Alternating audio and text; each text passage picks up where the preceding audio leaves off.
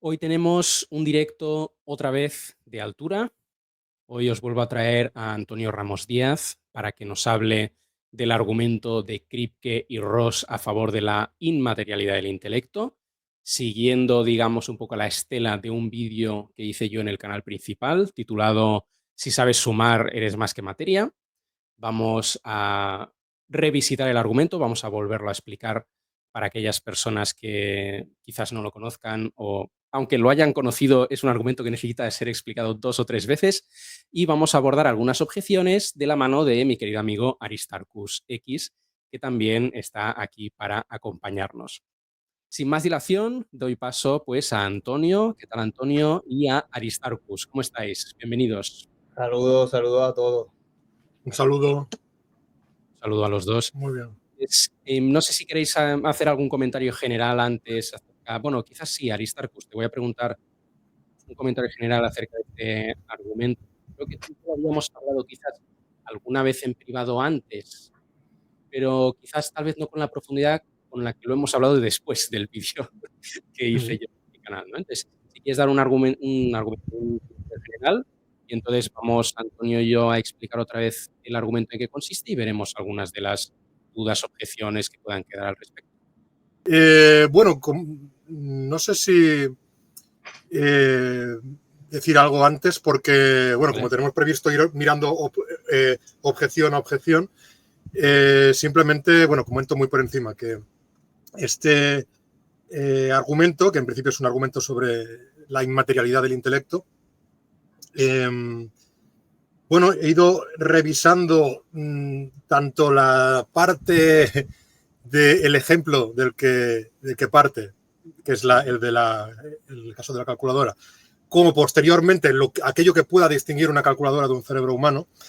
Y bueno, también he visto que en algunos ejemplos que me has dado tú de réplicas de objeciones que te han presentado, pues algunas coinciden con las que he planteado yo, algunas no se me habían ocurrido, o sea que va a ser interesante verlas.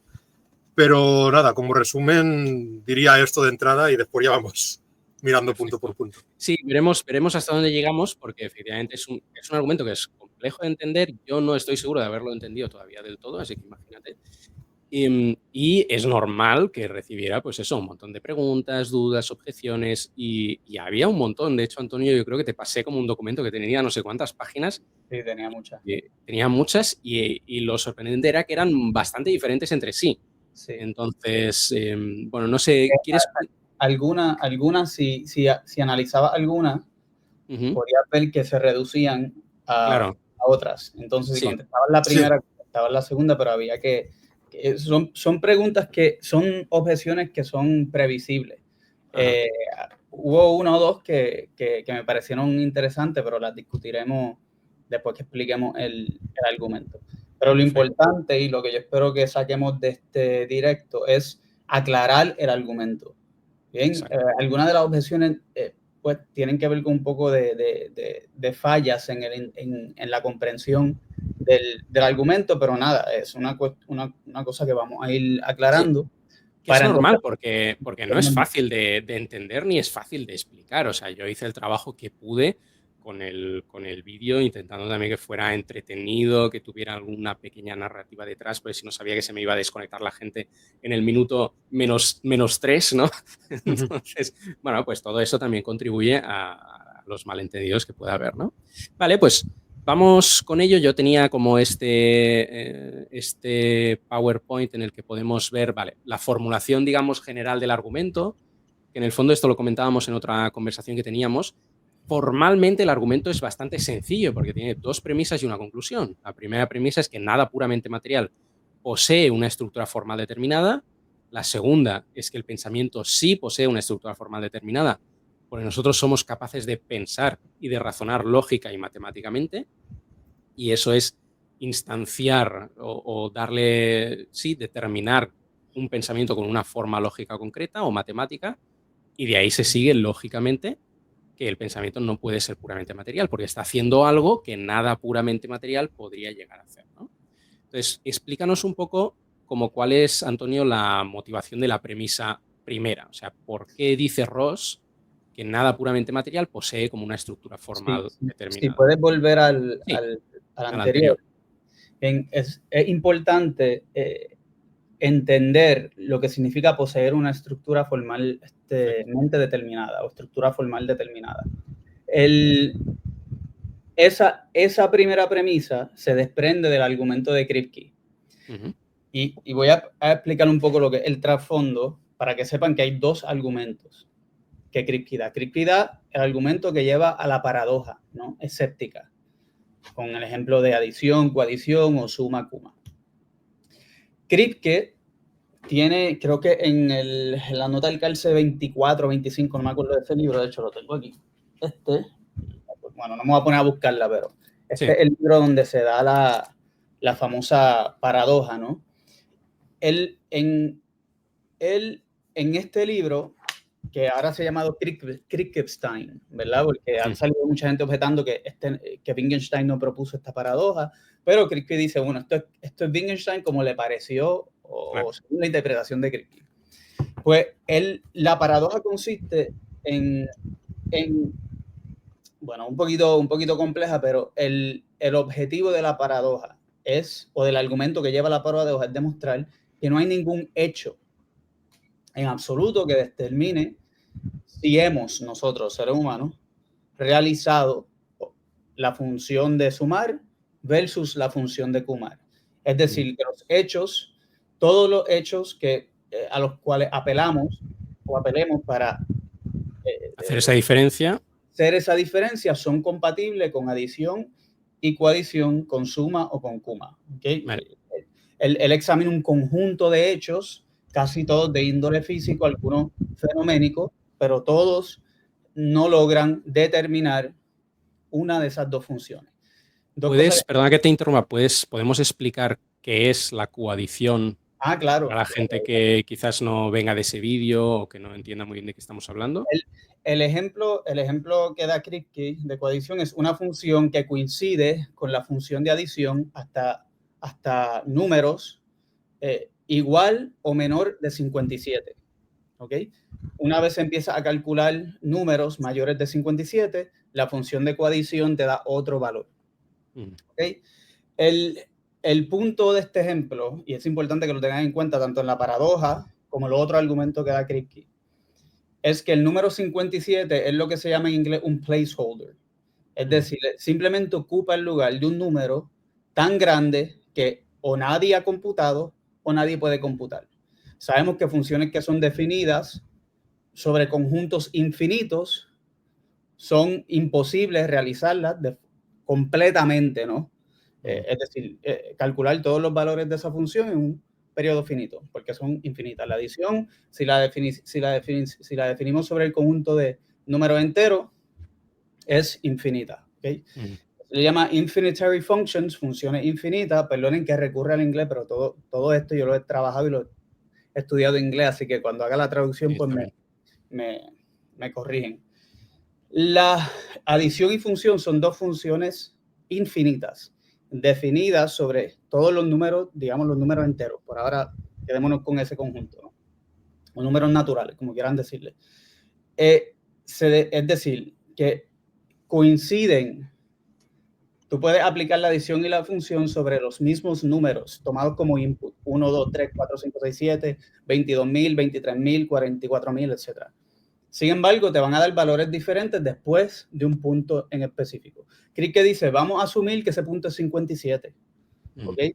Y simplemente, for the sake of argument, síganme en este experimento mental, porque lo que quiero demostrar es que, aunque son dos funciones formal o matemáticamente distintas, no hay ningún hecho, ¿verdad?, que pueda diferenciar cuál de las dos es la que se está implementando en un caso concreto. Porque el punto de diferenciación, en términos de input, es, digamos, inalcanzable. Exacto. O si no, que nunca se ha realizado, etc. Sí, o sea, quizás para que la gente lo pueda entender, ¿no? O sea, imaginemos que el punto de diferenciación es un número tan grande que es que ningún cerebro humano es capaz de computar, por ejemplo. O que para computarlo necesitarías pues yo qué sé, un universo que viviera muchísimos más años de los que va a vivir el nuestro, por ejemplo, ¿no? O lo que sea. O sea, es un punto de diferenciación que físicamente no se puede alcanzar, ¿no? Por ejemplo. Exactamente. Así que el Kripke, curiosamente, da el... Bueno, son dos cosas. En la paradoja, Kripke usa el número 57. Ahora, Kripke dice, no, voy a decir que el número 57 es un número que nadie ha computado. Y digamos que llegamos ahí, al punto, y nos toca computar, perdón, no el número 57, sino un número más grande que el 57, o pares de números de los cuales uno es mayor de 57. Pongámoslo así.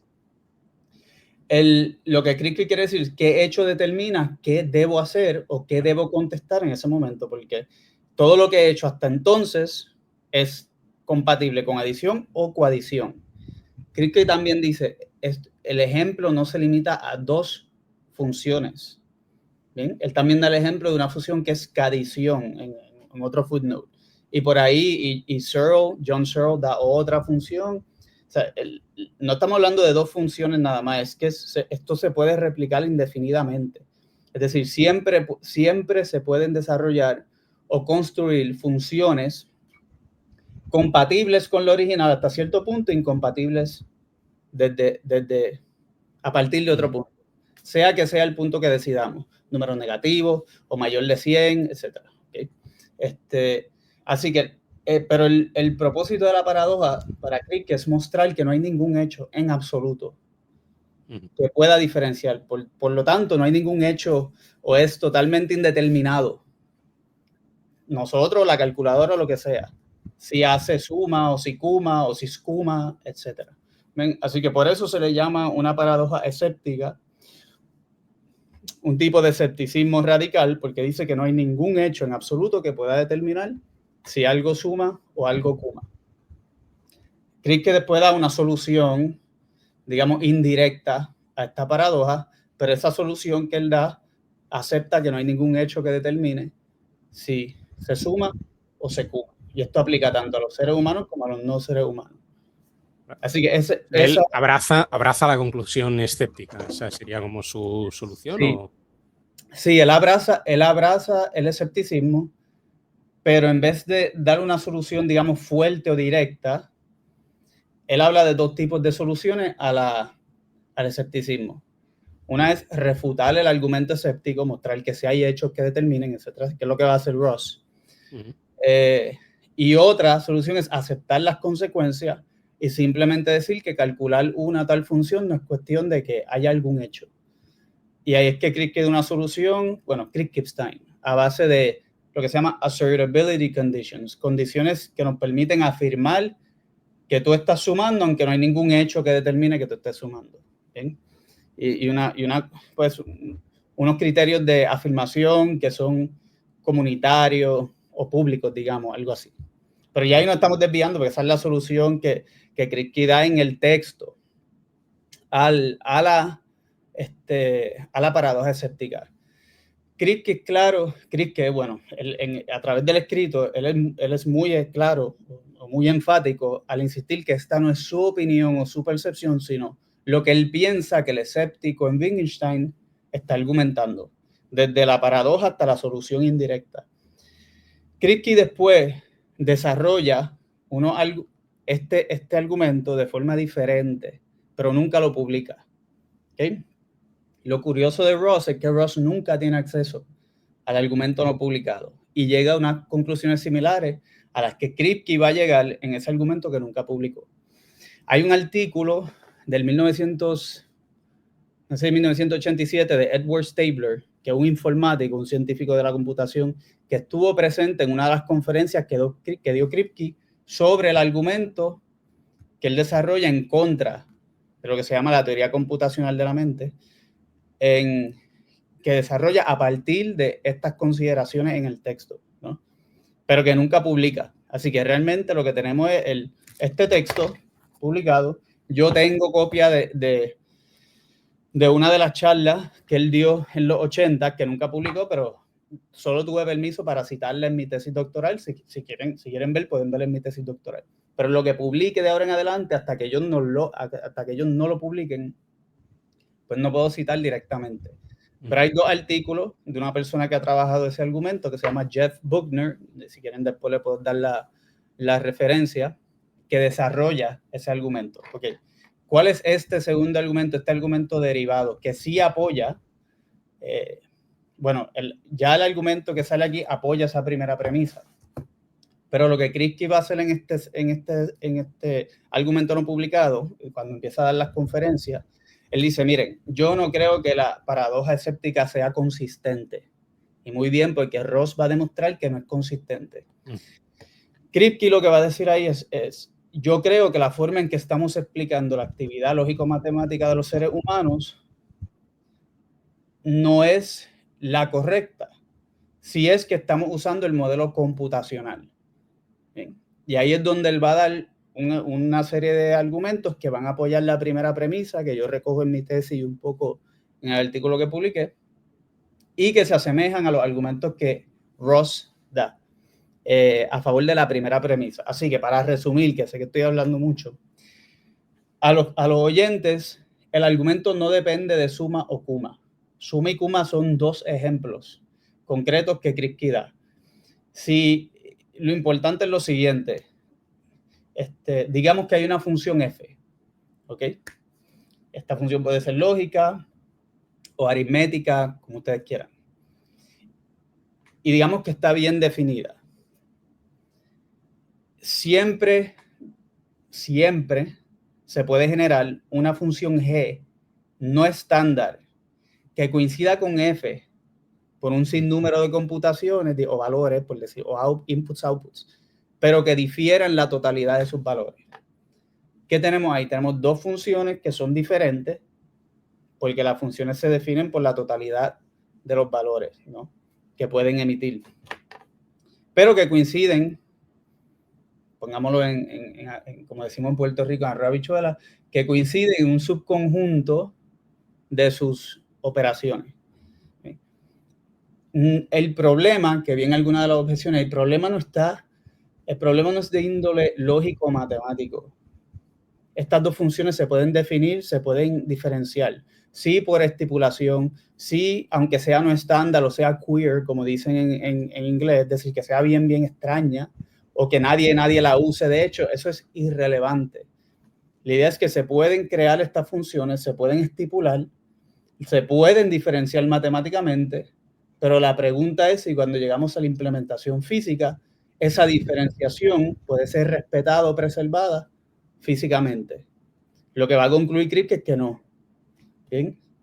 Y lo mismo va a concluir Ross con la primera. Así que no se casen con el 57, ni con cuma, ni suma, son ejemplos. Siempre podemos generar este tipo de función en el ámbito de la lógica, en el ámbito de la aritmética, del cálculo, etc. No quiero que, porque una de las preguntas fue de las objeciones, tuvo que ver con eso, no de Aristarchus, de los otros de comentarios. De los comentarios, porque no se casen. La cuestión aquí no es de índole matemática, véanlo de esta forma. Está el mundo de las reglas y operaciones matemáticas, de las funciones, y el mundo de los procesos físicos que implementan esas funciones. Kripke lo que va a decir es que estamos dando por sentado que la relación es determinada, necesaria y única. Y él viene a cuestionar, él viene a decir, pues si tú crees que proceso físico P ejemplifica función F, yo te puedo dar una función G que el proceso P ejemplifica igualmente. ¿Bien? Entonces, la diferenciación para Kripke, y esto es Kripke, no va a venir o no viene dada por propiedades, atributos nomológicos o físicos, ¿no?, del sistema. Pero si quieres podemos dejarlo ahí. No sé cuánto más quieres que siga explicando esa primera premisa. No, me parece bien. ¿Y podrías decir entonces cuál es como la solución que Ross está planteando? O sea, ¿en qué se diferencia Ross quizás de lo que está diciendo ahora Kripke? Sí, pues miren, Ross va a leer este libro que todo el mundo leyó para ese entonces, porque esto fue un bestseller, digamos, en la academia por lo menos, en esos tiempos. Ross va a mirar el argumento y va a decir, bueno, el problema de Kripke es que Kripke concluye que no hay ningún hecho que determine, ningún hecho en absoluto que determine qué función calculamos, ¿no? O qué función implementamos o qué regla aplicamos. Y Ross dice, eso es un non sequitur. Lo que debió haber concluido Kripke es que no hay ningún hecho físico y fenoménico que determine qué regla es la que se aplica. De hecho, y aquí voy yo haciendo también una interpretación a base de Ross, pero en el artículo que estoy escribiendo ahora mismo, una de las cosas que estoy argumentando es que si el fisicalismo es cierto, entonces la paradoja escéptica se sigue. Pero la consecuencia de la paradoja escéptica es que no puede existir tal cosa como la actividad lógica matemática. Y ahí cojo algo de Ross que dice, pero es que esto no tiene sentido, porque si la conclusión de la paradoja es que no existe ningún hecho inmanente o intrínseco a mí, ¿verdad? Que pueda determinar lo que constituya mi razonamiento lógico-matemático, pues efectivamente no hay ninguna forma de que yo tenga garantía de que yo esté racionando de una forma válida a favor del escepticismo radical. ¿Ven? Ahí Ross, eso lo podemos tocar más adelante, pero ahí Ross apela a algo que él denomina una contradicción performativa. Y no es el único, ya hay varios autores. Searle también concluye que la paradoja escéptica es inconsistente y se autorrefuta, ¿no? Es decir, tienes que hacer lo que la paradoja dice que no puedes hacer. Tienes que razonar lógicamente de forma determinada, tienes que definir unas funciones matemáticas de forma determinada, diferenciarlas para después concluir que no hay ninguna diferenciación. Bueno, pues se refuta porque el mismo acto. Pero lo que Ross ve ahí es decir, bueno, realmente son los hechos físico-materiales los que nos llevan a la paradoja. Entonces, lo que Kripke debió haber concluido es que el fisicalismo, el materialismo es falso, no que no hay ningún hecho que determine si existe o no la matemática o la lógica como actividades humanas. Claro. Sí, a mí me sorprendió que no muchas personas, pero sí algunas comentaban en plan, bueno, pues si no pensamos ni hacemos matemáticas, pues no pasa nada tampoco. Ya está, si esa es la conclusión que hay que sacar, ¿no? Y a mí eso me sorprende, porque si realmente, o sea, no entiendo cuál es la motivación, o sea, cuánta fuerza tiene que tener una filosofía para que te lleve a la consecuencia de que nunca nadie piensa lógicamente y estés dispuesto a aceptarla, ¿no? O sea, no entiendo por qué alguien estaría dispuesto a llegar a ese punto, ¿no? Porque Exacto. entonces se sigue que, vale, pues entonces tampoco tus objeciones a este argumento, ni tu rechazo a este argumento es racional, ni tus argumentos a favor del materialismo son racionales, etcétera, ¿no? Entonces, es como es un escepticismo demasiado fuerte, ¿no? Vale, entonces, Aristarchus, te voy a dar paso, pero para hacer de puente, ¿no? Porque yo ponía en mi vídeo el ejemplo este de la calculadora, y creo que es un ejemplo útil, que está abierto quizás a malentendidos, pero es útil para introducirse en la paradoja. Y yo se lo he visto hacer también a Philip Goff en un texto que tiene él escrito. Él dice, bueno, imaginémonos, ¿no?, que tenemos como una calculadora chatarra que no es capaz de computar valores mayores que 57, ¿no? Pues uno podría hacer todo, o sea, podría intentar determinar todos los hechos físicos involucrados en la computación de dos inputs y que te da un output, y todo eso sería compatible con las dos funciones que hemos descrito, porque las dos te dan, digamos, los mismos resultados para valores menores de 57, ¿no? Y como en el 57 es lo que decía Antonio, que es un placeholder que se puede poner cualquier valor, podemos poner que es un valor n tan grande que nunca ningún ser humano va a ser capaz de computar, y ahí vamos a tener otra vez pues el mismo problema, ¿no? Pues que entonces no habrá ningún hecho puramente material que sea capaz de determinar cuál de las dos reglas está siguiendo un determinado sistema que es puramente material, ¿no? Y lo que pongo aquí, que los hechos físico-materiales de un agente no bastan para determinar qué regla está siguiendo cuando está computando dos valores, ¿no? Entonces, si me permite, Enrique, sí, aclarar algo ahí.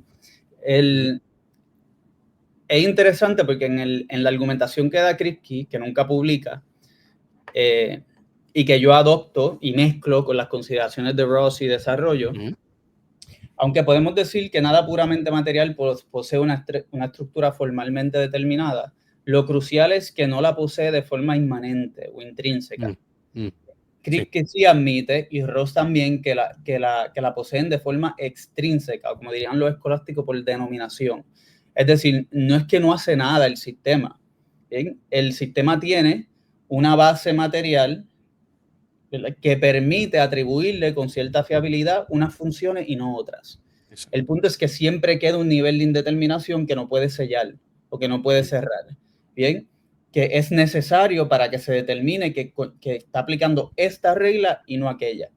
Es esa exclusividad lo que le falta a los procesos materiales que Kripke dice no son realmente para fines prácticos. No es necesario resolver esta paradoja. Si tenemos un objeto físico que puede implementar ciertas estructuras sintácticas o simbólicas que se asemejen o se aproximen de forma sistemática a lo que nosotros hacemos, eso basta. Nos da los resultados que necesitamos. ¿Bien? No es necesario que replique lo que nosotros hacemos. ¿Bien? Pero fallamos si no nos damos cuenta que cuando estamos viendo un sistema como una calculadora, que el argumento no depende de ese ejemplo, pero se puede usar ese ejemplo para empezar el argumento, que al observar una calculadora, el proceso físico que tiene, ¿verdad?, una estructura física determinada, la estructura formal específica viene dada por un componente antropológico que nosotros usualmente ni contemplamos porque ya forma parte de nuestra cultura interpretativa de estos mecanismos físicos. ¿Bien? Entonces me sorprendió a veces ver la respuesta de algunos que decían, mira, aquí, y escribían un código y era de programación y me dice, pues evidente que eso es hasta semánticamente indeterminado en sí. Es por convención de ese lenguaje creado en particular como un lenguaje de programación, de que esto significa esto, de que esto significa esto, de que este símbolo significa esto, y ahí tratar de capturar esa regla, ¿no? Así que lo bonito de Kripke, que es una pena que no lo haya publicado y espero que lo pueda publicar, yo publicaré unos artículos sobre esto, no obstante, es que él dice, la teoría computacional nos hace malinterpretar a los mecanismos físicos cuando computan y a nosotros también. Porque si nosotros ahora vamos y aplicamos ese modelo a nosotros, tenemos que apelar a un elemento extra, pues, no sé, extrahumano para determinar qué función yo aplico en cada instante. Porque los sistemas físicos están, hasta cierto punto, contienen un predicado implícito, no explícito, implícito, que hace referencia a las intenciones de un diseñador, de un programador, una cultura interpretativa, etc.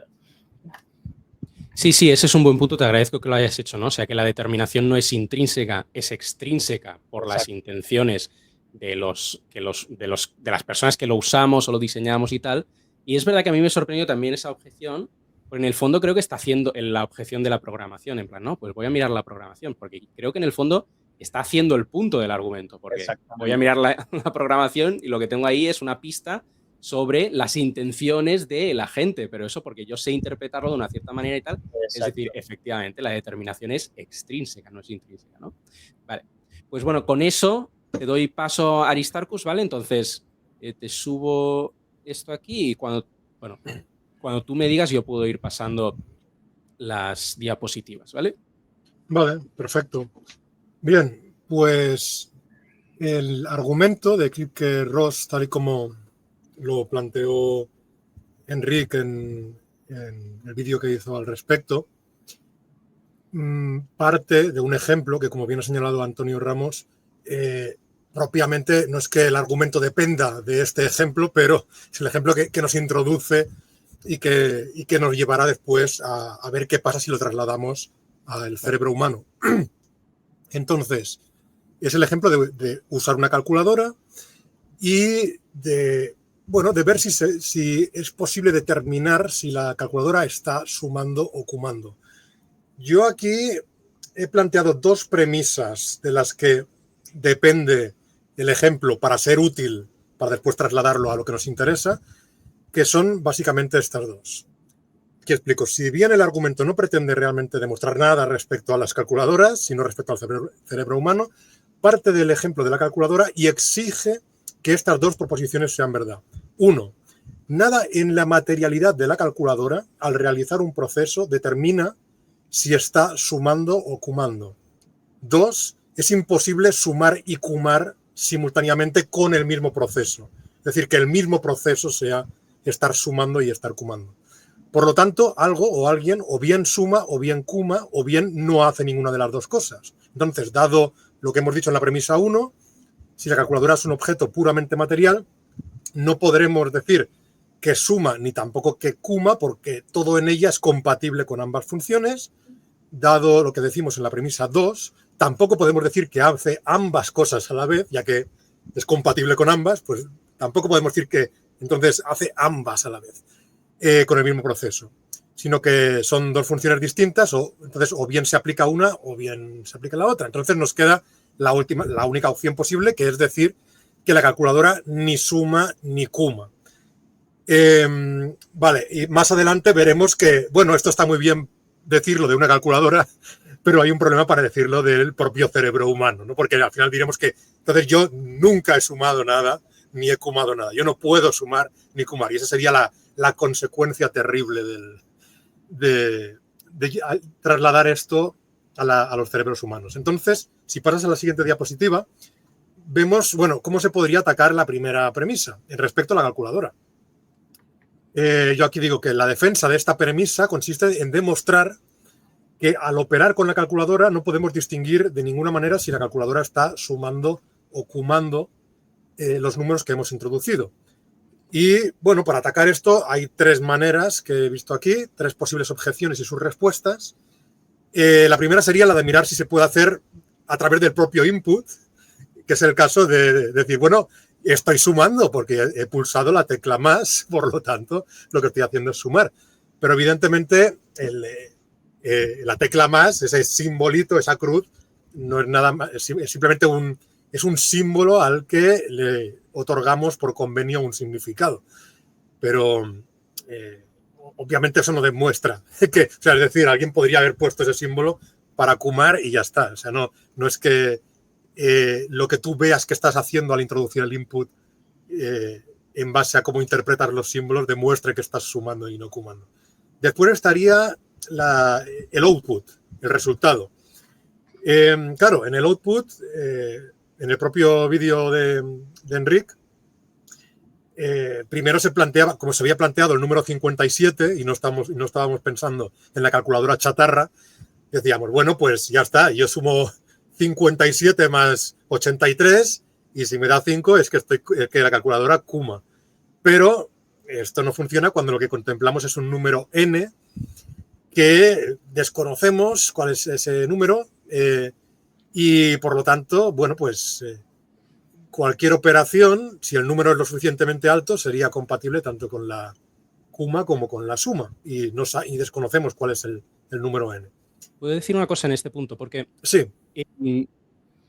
Había otra cosa que se podía decir aquí, que la comentamos Antonio y yo creo que en el último directo, y yo no la introduje en el vídeo porque no quería liar más, no quería hacer más cacao, pero claro, incluso si la calculadora me da 5 cuando yo computo valores más altos de 57, también sigue estando indeterminado si es que está cumando o es que está sumando mal, ¿sabes? Es decir, porque el punto de vista normativo tampoco es determinable desde lo físico. Exactamente. O sea, también hay esa indeterminación de que, bueno, sí, me ha dado 5, pero es que si antes estaba sumando, y eso es lo que todavía no hemos determinado, ese resultado está mal, ¿sí? Pero si antes estaba cumando y eso es lo que no hemos determinado, ese resultado está bien. Entonces también ahí hay un punto. Hay dos puntos, exacto, Henry. Uno que que no hemos entrado en eso, pero podemos entrar, pero quiero que Aristarchus, no sé si debemos interrumpirte, Aristarchus, en la medida que va... No hay problema, sí, cualquier punto que queráis introducir algo. Sí. Pues ahí hay dos problemas. Digamos que llegamos a esa calculadora que calcula 58 más 60 y da 5. Surgen dos preguntas. ¿Está cometiendo un error? ¿Sí o no? para saber si está cometiendo un error hay que saber cuál es la función que se supone que esté implementando. De otro modo, estaría aplicando una regla correctamente. ¿Okay? Así que tenemos el hecho de que no podemos, bueno, no voy a decir, no empecemos desde ahí, tenemos ahora el problema de la normatividad. ¿Qué norma se está violando o qué norma se está aplicando? Porque si coadición está bien. Una vez nos dé 5, tenemos el segundo, una vez nos compute 5, tenemos el segundo problema de que hay otras funciones compatibles con coadición que darían 5 también después de números mayores, pero difieren en otro aspecto con coadición. Bien, la complejidad de las funciones matemáticas es interminable. Que sean de utilidad práctica totalmente o no es irrelevante al argumento, ¿no? Claro, por ejemplo, si me permites, te refieres a que podría haber, además de la coadición, podría haber la adición o lo que sea, que sería que a partir de, si es más grande de 57, da 5, pero si es más grande de 804, da 7, ¿no? Exactamente. No había pensado eso, es un buen punto también. Son funciones no estándar.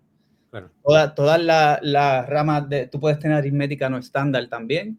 Es que no hay límites. Hay límites cuando se aplica ya hacer el análisis de consistencia de un sistema formal o cuando vamos a aplicarlo al mundo material, ¿verdad?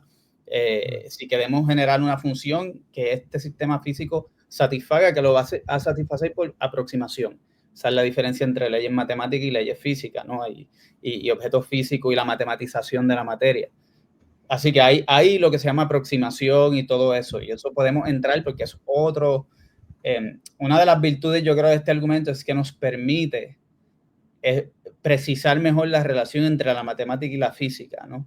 Que no es una de exacta correspondencia, razón por la cual los matemáticos puros no son físicos, bien, sino una bastaría, es decir, hay lo que se llama aproximación, y la aproximación tiene que ver con esta indeterminación. Siempre podemos generar incluso leyes matemáticas incomposibles con la ley o la función postulada, pero composibles o compatibles con el proceso físico. ¿Bien? Entonces entran otras consideraciones al momento de escoger qué función vamos a preferir, etc. No viene determinado, pero sí tiene otras, le puedes llamar schmadición o coadición plus, como quiera, ¿no? Que coincide, puede 57 y después 800 te da otro. Claro. Perfecto. Sí, ¿no? ¿Querías decir algo? No, nada más, perdona. De acuerdo, entonces... Estás en el punto de que no lo podemos distinguir por medio del output, que es lo que comentábamos ahora.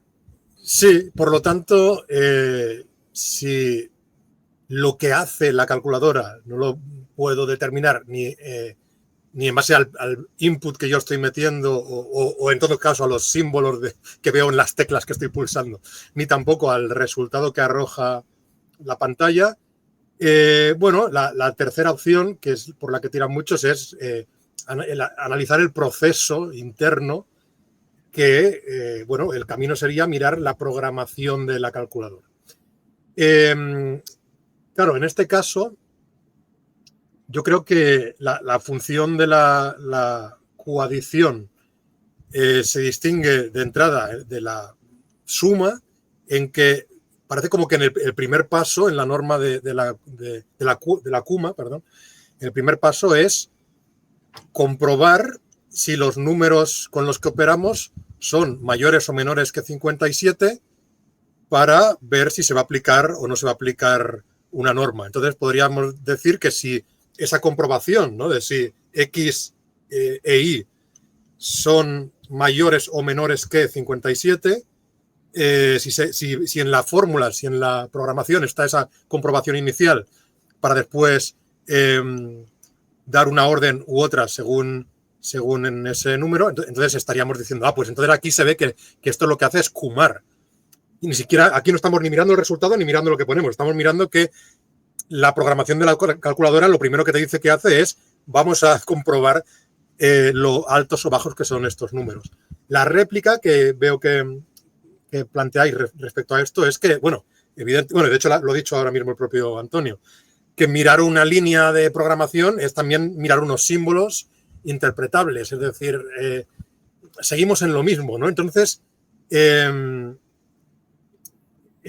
y de hecho creo que aquí lo he descompuesto en dos partes, pero viene a ser, ¿no? Seguiríamos mirando una serie de símbolos, incluso aunque no hubiera una línea de programación que establezca un cambio a partir de un número máximo, quizás porque el número máximo... vale, claro, esto aquí tengo en cuenta también el ejemplo que me pusiste tú, Enric, de que a lo mejor ni siquiera se ha incluido la línea, o sea, ni siquiera se ha incluido en la programación que contemple si los números son más o menos altos que el número n, porque, bueno, quizá el número n es muy alto y los que crearon esa calculadora para Kumar no contemplaron poner esa línea porque ya les sirve para el tipo de números pequeños que quieren Kumar. Quieren Kumar números pequeños y no tiene por qué contemplar que a partir del número 800 octillones es cuando la Kuma empieza a dar 5. Por lo tanto, o sea, podrían no incluir la línea. Entonces, están estas dos cuestiones, ¿no? Que incluso si está la línea de programación es interpretable o incluso que no tendría por qué estar la línea. Aquí yo tengo algo que decir para seguir atacando el argumento, pero si queréis añadir algo respecto a lo que he explicado aquí. No, yo quizás hablar también porque había gente que comentaba, en vez de lo de la programación, bueno, voy a mirar las compuertas lógicas del sistema, ¿no? Pero vuelve a surgir otra vez la misma indeterminación, porque esto lo comentaba con Antonio, ¿no? O sea, las compuertas, no sé ni cómo explicarlo porque yo no es, digamos, no es mi expertise ni nada, pero uno puede otra vez volver a generar el mismo tipo de paradoja con la misma indeterminación, porque, de nuevo, lo que tú metes como input y lo que tú obtienes como output vuelve a ser interpretable y según como tú lo interpretes, esa compuerta lógica está implementando una función, otra, o puede estar implementando varias, ¿no? Entonces, vuelve a surgir otra vez a ese nivel también el mismo tipo de indeterminación. Sí, si quieren pueden pensarlo así, para usar esta analogía espacial, ¿no? Tiene el nivel de las compuertas lógicas, un nivel abstracto, que definen funciones lógicas, ¿no? Conjunción, disyunción, exclusiva o inclusiva. Pues digamos que tenemos conjunción y tenemos la conjunción. ¿Bien? Entonces tenemos una puerta, un circuito físico que implementa la conjunción, pero lo único que hay que ver es que hay una puerta lógica a este nivel no estándar que el mismo sistema satisface. No sé, puede que la diferencia esté después que se computen los input binarios por décima vez o qué sé yo, o tan grande, etcétera. Bien, o puede que el sistema no pueda ni llegar a la diferenciación. Bien. Así que surge lo mismo.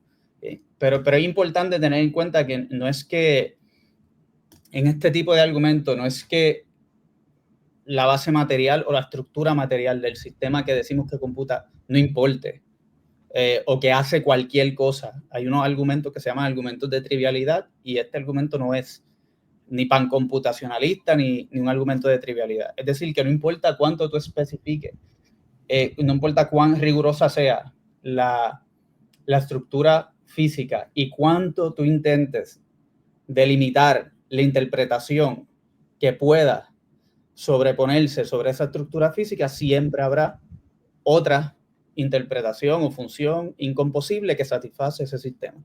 Eso es todo, ¿bien? Así que por eso que se dice que la determinación no viene dada por las características físicas o la topología y estructura nomológica del sistema físico, porque siempre hay esa indeterminación.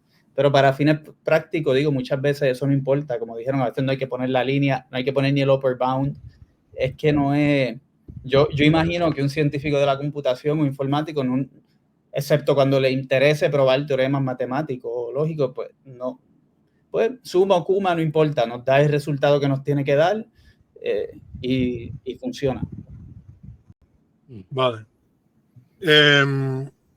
Bueno, yo respecto a este punto...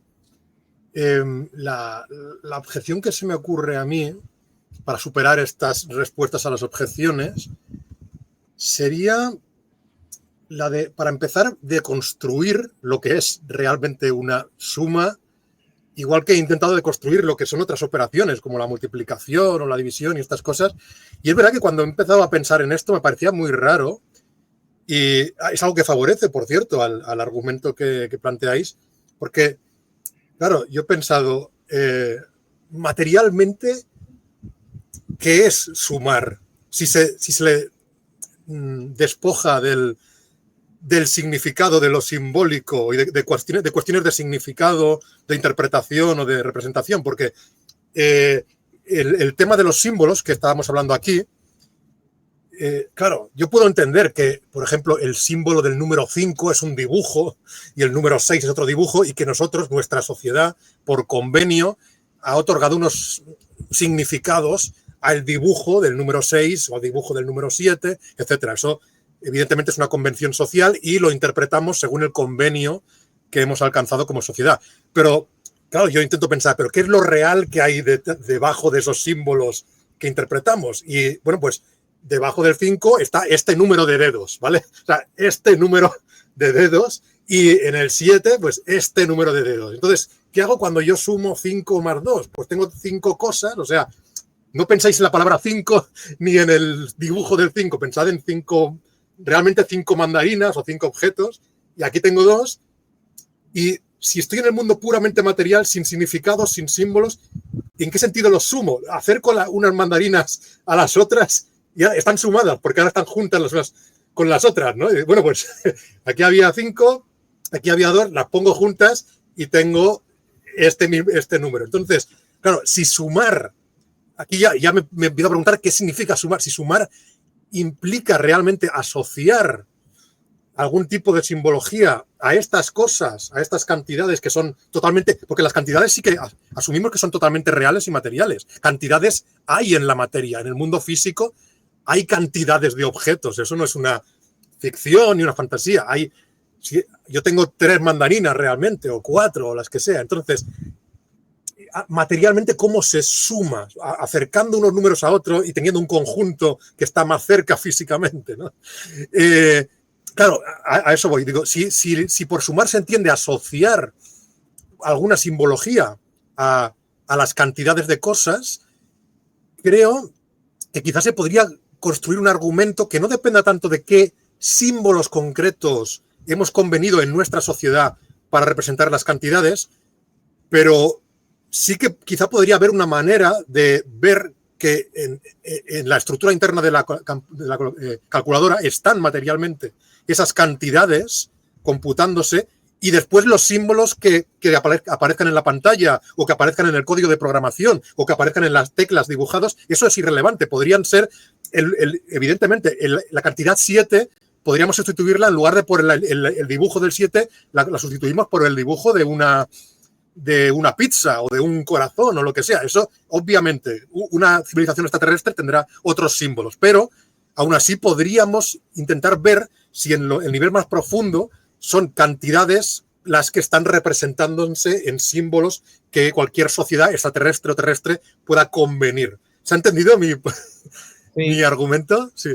Creo que sí. Va a tener problemas extrapolando eso a la lógica, pero en el contexto de la matemática hay 2 cosas que hay que distinguir. Una son los objetos matemáticos. Yo al menos hago esta distinción. Yo no entro en cuestión de los objetos matemáticos, que serían conjuntos, números, etc. Pero están lo que se pueden llamar los objetos matemáticos, y después están lo que se llaman las operaciones matemáticas, que es lo que constituye la actividad matemática. ¿Bien? Si quieres ver los objetos de forma estática, pues bueno, eso ya es filosofía de las matemáticas y no quiero entrar en ese debate, pero definitivamente si estamos añadiendo cantidades discretas, que es lo que has dicho, 5 mandarinas, 2 mandarinas acá para tener 7, la operación es una operación intelectual. Bien, yo lo junto, pero otra persona puede estar viéndome y estar haciendo coadición o estar haciendo cualquier otra cosa. Es decir, lo juntaste, pero no lo sumaste. Bien, eso es porque hay una diferencia entre juntar y sumar. ¿Ven? Y el hecho de que yo junte ciertas cosas no significa que las estoy sumando. ¿Bien? Aunque físicamente tú me vayas viendo y cuando suma, haga el mismo gesto físico, ¿no? Así que yo soy de los que pienso que bueno, yo soy de los que propongo que hay que distinguir entre objetos y reglas, por lo menos heurísticamente, por decirlo así, por el momento. Si uno es un constructivista matemático, uno va a pensar que todos los objetos se reducen a operaciones matemáticas y que todo es un constructo. Yo no quiero entrar en eso. Lo que yo quiero decir es que sabemos que existe la actividad lógica matemática y sabemos que aplicamos reglas. Que es decir, aplicar una regla matemática, en este caso una aritmética, la regla aritmética de adición, nos da la operación de sumar, que lo has dicho, ¿no? Sí. Sumar se distingue de asociar y juntar. ¿Qué lo distingue? Yo diría que implica la aplicación de una regla de cambiar y transformar una cantidad mentalmente en otra. Con cantidades discretas lo puedes hacer, puedes poner un cubo y echarla y decir, bueno, en el cubo antes no había nada, ahora hay 2, ahora hay 3, ahora hay 4 y se va llenando. Pero Ross lo dice bien interesantemente, Ross dice, no hay, bueno, ¿cómo lo traduzco al español? En la naturaleza hay tanta adición o suma en la naturaleza como cuando las ramas se van acumulando. Es decir, hay aumento de materia, aumento de cantidades, disminución, pero no hay la operación, que implica que cuando tú ves unas hojas cayendo una sobre otra, tú no dices, qué interesante que está sumando la naturaleza. Bien, no, se están juntando las cosas, están creciendo en cantidades, hasta que llega un animal como nosotros, capaces de entender y comprender y empezar a operar sobre esas cosas. Bien. Yo ahí me voy por el lado de Kripke, de Wittgenstein, y por eso creo que este argumento tiene un componente wittgensteiniano bien fuerte, es decir, que estos son operaciones que forman parte de una actividad conformada por reglas. Eso se llama un rule following activity. Y es la comprensión de las reglas, la especificación de las reglas y la aplicación de las reglas lo que te deja saber que se está sumando, a diferencia de simplemente cantidades yuxtapuestas o juntadas o asociadas. Bien. Así que eso implica lenguaje y todo eso. Pero en el caso de la... Es que, bueno, repite porque se me olvidó el otro punto que habías dado. El otro punto... Sí, es que habías dicho algo sobre la pizza y no me acuerdo muy bien a qué venía. Sí, que evidentemente yo entiendo que la simbología es puramente convencional. Es decir, podríamos ser una civilización extraterrestre que en lugar de tener los símbolos concretos que tenemos para los números 1, 2, 3, 4, 5, el número 7 parezca una pizza, he dicho, o el número 4 parezca un corazón, o lo que sea. Evidentemente, la simbología en sí no es interpretable según los convenios sociales del tipo de sociedad en la que estás. Pero entendemos que incluso, o sea, podría haber una civilización extraterrestre que sume. Yo creo que lo aceptamos sin problema, que si hay alguna civilización extraterrestre inteligente, es muy posible que sume y evidentemente usará otros símbolos interpretables de otra manera. Pero, claro, a lo que voy es a esto, a que si habría quizá que definir qué es sumar. Porque para vosotros, sumar implica en algún momento una representación simbólica de lo que de las cantidades, o no lo implica necesariamente. ¿Qué diríais? Bueno, si ya vamos a definir el acto como tal, bueno, y ahí estamos también entrando un poco en lo que es la psicología cognitiva, pero si seguimos, por ejemplo, yo creo que la psicología, un esquema aristotélico de psicología, que yo creo que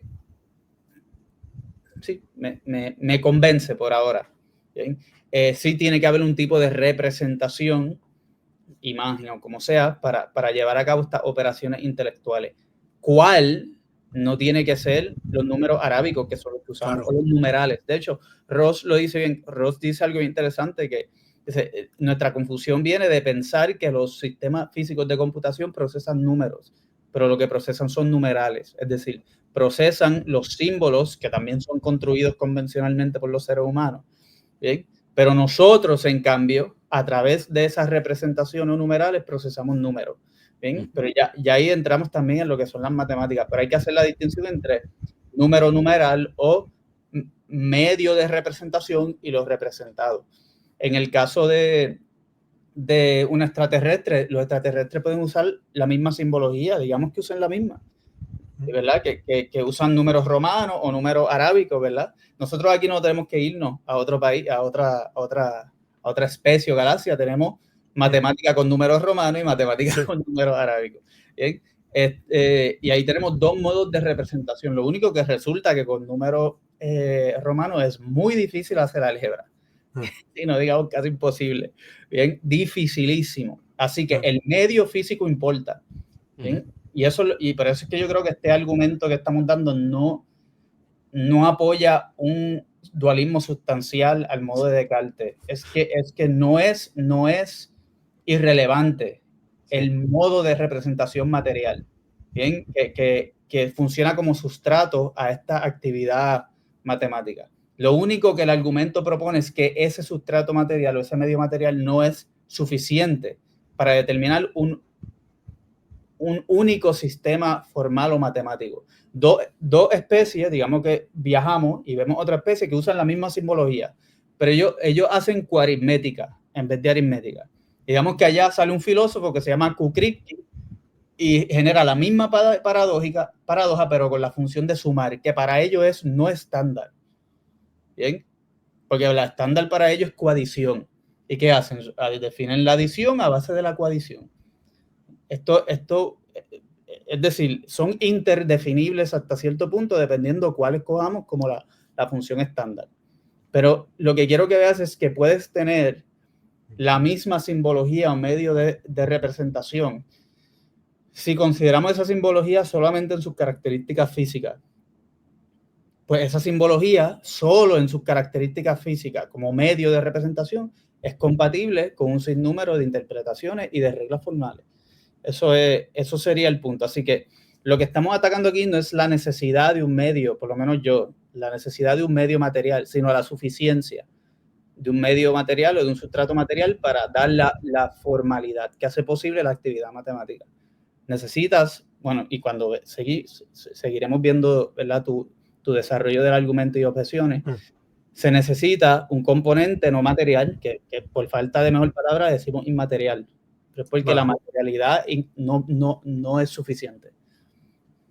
Claro, sí, o sea, lo material sería necesario, pero no suficiente. Esa es mi postura. Sí. Esa es mi postura. Sé que hay mucha gente, pues hay ciertos filósofos que están muy interesados en mi argumento y estoy al tanto de algunos que son de índole cartesiano o de inclinación cartesiana, y pues ahí entrará otra disputa de cuál es la metafísica o la antropología que mejor explica la actividad lógica matemática del ser humano, que es la que conocemos, que es la que yo estoy tratando de explicar.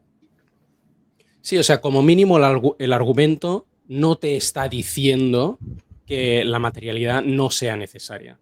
Exacto. O sea, el argumento lo único que te está diciendo es que no es suficiente. Exacto, Entonces, eso es lo único. Eso, si es necesaria o no es necesaria, ya es otra cuestión. Exacto, ya otra cuestión que tiene que decidirse en el campo de la metafísica o antropología filosófica. Yo acabo de decir que yo pienso que es necesaria, pero como dije en mi tesis, este argumento es compatible con un sinnúmero de posiciones. Lo que pasa es que la filosofía de la mente no lo puede resolver todo porque no es filosofía primera. Entonces hay que ir a otras ramas para determinar en qué cosmovisión o qué cosmovisión mejor explica estas características del pensamiento humano. Vale, perfecto. Pues, bueno, respecto a esta primera premisa, por el momento, como después entiendo que miraremos los comentarios que ya en parte se solapan con alguna de estas objeciones y en parte hay otros ligeramente distintos. Si os parece bien, pasamos a la siguiente premisa para ir avanzando, ¿no? Yo quiero decir, llevamos 1 hora, entonces no sé si vosotros podéis seguir un poco más. El tiempo va volando. Podemos seguir un poco más. Yo les aviso cuando tenga que parar. Y si hay que volver a reunirse, lo hacemos en otra ocasión que nos vaya bien a los tres. Vale. O sea que no hay problema con eso. Vale, pues pasamos a la siguiente. Bueno, la siguiente premisa es la que nos dice que es imposible sumar y cumar simultáneamente con el mismo proceso. Por lo tanto, algo o alguien o bien suma o bien cuma. O bien no hace ninguna de las dos cosas, claro. La defensa de esta premisa consiste en demostrar que la suma y la cuma son operaciones mutuamente excluyentes, entonces o bien se tiene la intención de sumar o bien se tiene la intención de cumar. Y hay, bueno, en cuanto a las posibles objeciones, una en la que he pensado es en plantear que sumar forma parte de cumar, igual que moverse forma parte de caminar, ¿no? Esto que diríamos, si yo ahora me levanto y me voy al salón, ¿qué estoy haciendo? ¿Estoy caminando o me estoy moviendo? Cualquiera diría, estás haciendo ambas cosas y además ambas cosas con la misma acción, porque una implica la otra. Caminar implica moverse. Entonces, no es que o caminas o te mueves, sino que cuando caminas te mueves. Todo aquel que camina se mueve. Pero claro, es verdad que aquí hay un problema que es que no se cumple realmente ni que todo aquel que cuma suma, ni tampoco que todo aquel que suma cuma. Bueno, de hecho, creo, vosotros diríais que en ningún caso se da que quien suma cuma ni que quien suma cuma, pero yo aún todavía no estoy llegando al nivel de decir que no se da en ningún caso, sino que como mínimo hay casos en los que no se da. Por ejemplo, o sea, que no se da claramente a ojos de nadie, ni siquiera de los críticos. Por ejemplo, si yo cumase, supongamos que el número n es 57, y yo cumase 57 y 84, y dando el resultado 5, en ningún sentido se puede decir que los estoy sumando, porque o sea, el resultado no es el de una suma tampoco. Y claro, respecto a que todo el que suma cuma, a ver, no tampoco, porque evidentemente si yo sumase 57 y 84 y diese el resultado real de la suma, pues no estaría cumando. Es decir, hay casos en los que el resultado no coincide, tanto para uno como desde un lado como desde el otro. O sea, que hay casos que incluso mirando el output, mirando el resultado, se puede decir claramente que una persona ha cumado, si lo tomamos como correcta, la cuma, o que ha sumado, y si la tomamos como correcta, pero que en todo caso no ha hecho lo otro. ¿No? Dado el resultado, no ha hecho la otra cosa. Es verdad que Antonio quizá nos diría que puede seguir habiendo hecho otras operaciones compatibles, ¿no? Porque podría haber otras funciones como la chuma y la ruma o lo que sea, que tengan otros números clave, ¿no? Otros números n. Pero bueno, entonces, aquí está el primer problema. El segundo problema, incluso, creo que vosotros incluso me diríais que aunque coincida el output, sigue siendo falso que cuando se cuma, se suma. Por ejemplo, si yo estuviera cumando 3 y 4 y el número n es mucho más alto, yo digo, vale, pues 7. ¿Sería correcto decir que es verdad que he sumado y he cumado? Porque, claro, se cumplen, el resultado es idéntico, ¿no? 3 y 4, sumado o cumado, siendo el número n mayor, es 7. ¿Sería correcto? Creo que vosotros diríais que no, que o he hecho lo uno o he hecho lo otro, aunque el resultado sea el mismo, porque en mi operación mental o está esa consideración previa de si los números son más altos o más bajos que el número n, o no lo está, cosa que quizá aquí sí que podríamos ir por lo de la programación de la calculadora, aunque ya hemos visto cuáles son los problemas. Y, a ver, bueno, antes de ir a la otra, decid lo que queráis de esto que he explicado. Yo creo, me gusta esta porque también había gente que la planteaba en los comentarios. Yo creo que aquí la clave está en ver que las dos funciones son incompatibles de una manera que caminar y mover no son incompatibles, ¿no? O sea, sumar es aplicar una regla tal que si estuviera sumando números mayores que n, me daría un cierto resultado, y cumar, en cambio, es aplicar una regla tal que si estuviera computando números mayores que n, me daría un resultado incompatible con el otro. Entonces son reglas incompatibles y lo incompatible no puede estar simultáneamente realizado, ¿no? Porque sería una contradicción. Vale. Es decir, que esto le podemos llamar conjunción, conjunctivism, por decirlo así en inglés, ¿no? La teoría de que siempre que se aplica una... Recuerda, Aristarco, que lo que estarías diciendo aquí es que siempre que se aplica una regla, se aplican todas las reglas incomposibles con esas que coinciden. Así que primero, no hace justicia a lo que es la práctica lógica matemática de todos nosotros, que sabemos que cuando aplicamos una regla no estamos aplicando a otra, asumiendo que estamos haciendo matemática de forma competente. Bien. Segundo, Wittgenstein dice, bien claro, dice, toda explicación de una regla tiene que distinguir entre comportamiento que se ajusta o coincide con la regla y comportamiento que es aplicación de la regla. Te puedo dar la analogía de que yo estoy conduciendo, me doy un calambre y freno, ¿no? El coche, y coincide con que la luz esté roja. Bien, pues yo no he aplicado o he seguido la regla. Mi comportamiento coincide y parece como si yo estuviese frenando porque entiendo lo que significa ver la luz roja en un semáforo, que es parar, pero realmente no ha sido una aplicación de la regla, es meramente un comportamiento que se ajusta. El problema de ese tipo de respuesta es que no distingue si ese comportamiento es uno que es aplicación de una regla o meramente un comportamiento que conforma y que se conforma con esa, igual que se conforma con Kuma, con Shuma, con todas las demás. Bien, lo que te va a permitir diferenciar la aplicación de la regla es lo que ha dicho Henrik. Curiosamente, en el quehacer lógico-matemático, que no se reduce a aplicación de reglas, pero esto de aplicación de las reglas un aspecto constitutivo del hacer matemáticas, ¿no? O el razonar lógicamente. Es que la aplicación de una regla da paso a una operación que a su vez da paso a unas proposiciones, ¿cómo se dice en español? Contrafácticas, counterfactuals, ¿no? Es decir, que debe ser posible yo decirte a Aristarchus, aplica ahora la regla que te daría tal y tal y tal si los números que estuvieses computando fuesen tal y tal y tal. O tú decir, he hecho lo mismo que me daría tal y tal y tal si hubiese computado tal y tal número. Si tú aceptas que el mismo proceso bajo el mismo aspecto,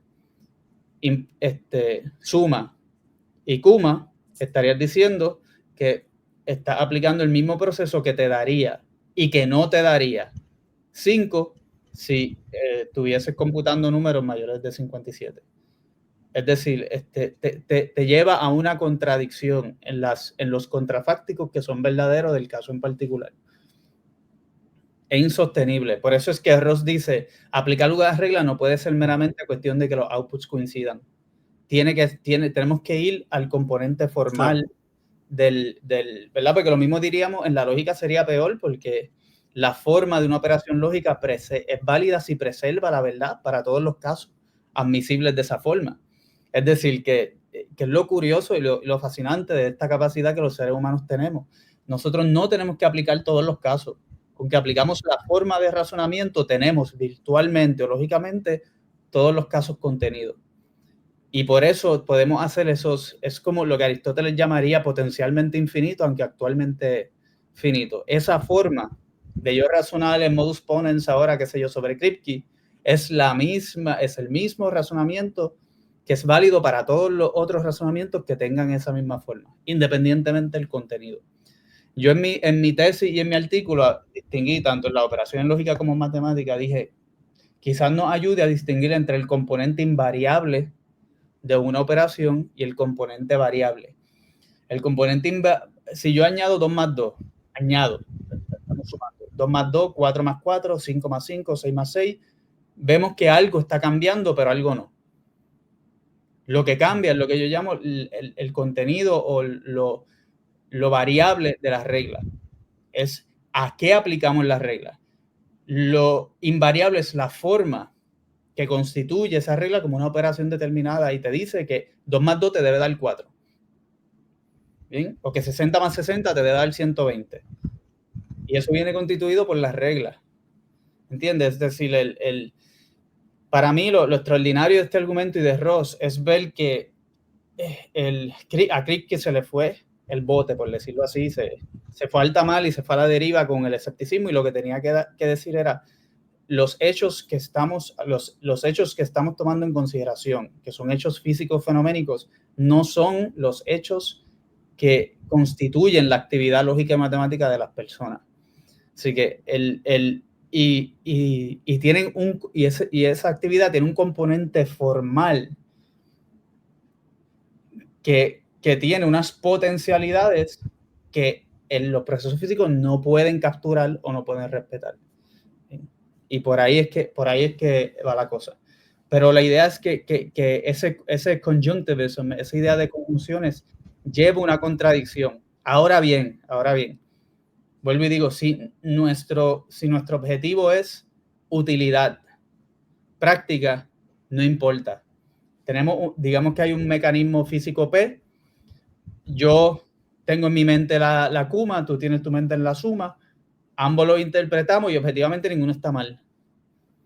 ¿Bien? Y pues yo lo voy a usar como para Kumar, pues perfecto. Y de hecho, Daniel Dennett da un ejemplo así con una máquina de dar monedas para creo que para bebida o algo así. Tengo que revisar ese artículo, pero algo dice, eso se creó para eso, pero se encontró que podía tener otra función y no importa. O sea, no es que nadie esté objetivamente mal, excepto si creemos que nos tenemos que adherir a las intenciones del diseñador y el programador. Pues fine. Pero Chris, que diría, pero no podemos olvidar que en todo esto hay implícito o explícito, lo estamos haciendo explícito, pero en todas las contestaciones, no en todas, muchas de las contestaciones que dieron al argumento, implícitamente ellos estaban apelando o estaban dando por sentado las intenciones de una persona para poder decidir si es suma o kuma, porque el sistema físico no te lo permite.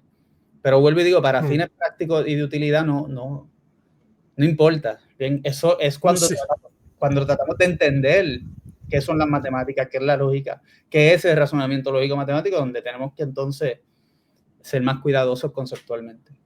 Claro, es que fíjate, con el ejemplo que has dado del semáforo, me ha venido a la mente también un ejemplo que quizá podría servir para ilustrar esto que se está planteando aquí, que es el de, imaginemos una guerra civil en un territorio, en un país, y que hay como dos órdenes distintos en el mismo territorio compitiendo por a ver cuál es el que impone su ley, ¿no? Como el orden A y el orden B. Y son dos, están guerreando para ver quién es el que se establece como el Estado en ese territorio, ¿no? Como el que impone el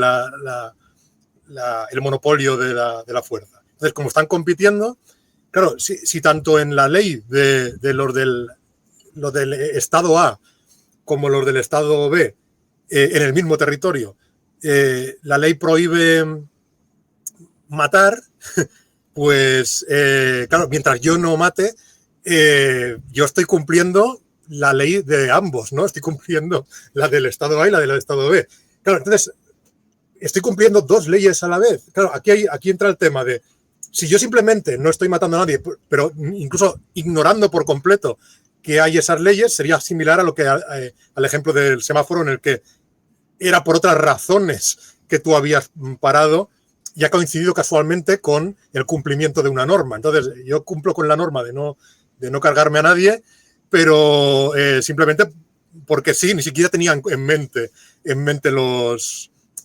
la cuestión de los dos estados con sus respectivas leyes.